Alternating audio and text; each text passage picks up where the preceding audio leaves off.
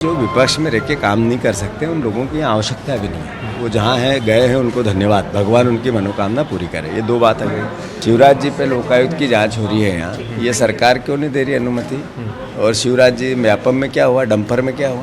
अब वो मैं आप ही ये सवाल आप पे छोड़ रहा हूँ। मोदी जी क्या करते हैं बताओ आप निष्पक्ष? नहीं, मैं आपसे सवाल पूछ रहा हूँ, जवाब। अरे उसके अलावा उनके पास कोई धोरी नहीं है। प्रदेश कांग्रेस अध्यक्ष जीतू पटवारी इस वक्त हमारे साथ हैं। नतीजे आने वाले चारों चरणों के चुनाव खत्म हो चुके हैं। जब से आप प्रदेश अध्यक्ष बने हैं, काफ़ी सारे कार्यकर्ता पार्टी छोड़कर चले गए हैं और पिछले चुनाव के जो नतीजे थे उसमें सिर्फ कांग्रेस के पास एक सीट थी। आप दावा कर रहे हैं कि इस बार अच्छे आंकड़े आएंगे, तो ये जीतू पटवारी कामयाबी होगी? ऐसा है कि जब पिछली बार हमारी सरकार थी तो 28 विधायक एक साथ चले गए। ऐसा कुछ नहीं हुआ है, पहले तो करेक्ट करें अपन।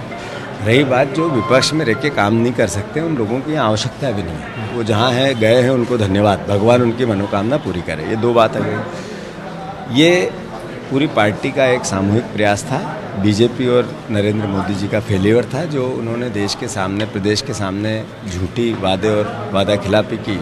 रोजगार, महंगाई, किसान, कर, सबको लेके उसके खिलाफ मैंडेट था और कांग्रेस के 5 न्याय के पक्ष में मैंडेट था। तो मैं मानता हूँ उसका श्रेय कांग्रेस पार्टी, राहुल गांधी और 5 न्याय को जाए। शिवराज जी कह रहे हैं कि इंडिया गठबंधन के लोग खुद को जेल जाने से रोकने के लिए एक साथ जुड़े हैं।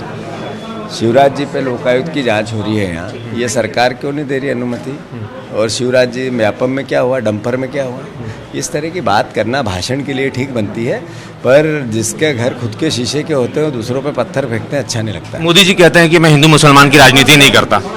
वो मैं आप ही ये सवाल आप पे छोड़ रहा हूँ। मोदी जी क्या करते हैं बताओ आप निष्पक्ष? नहीं, मैं आपसे सवाल पूछ रहा हूँ, जवाब। अरे उसके अलावा उनके पास कोई धोरी नहीं है। केवल नफरत और घृणा और बंटवारे पे ही वोट लेना चाहते हैं, काम पे लेना ही नहीं चाहते। जाहिर है कांग्रेस को बेहतर परिणामों की उम्मीद है। इस बार कांग्रेस को उम्मीद है कि 10 से 12 सीटें मध्य प्रदेश में कांग्रेस जीतेगी। हालांकि जो पिछले नतीजे थे वो कांग्रेस की सेहत के लिहाज से खराब थे, लेकिन इस बार कांग्रेस को बड़ी उम्मीदें हैं। कैमरामैन रमेश के साथ नवीन सिंह, IBC 24 भोपाल।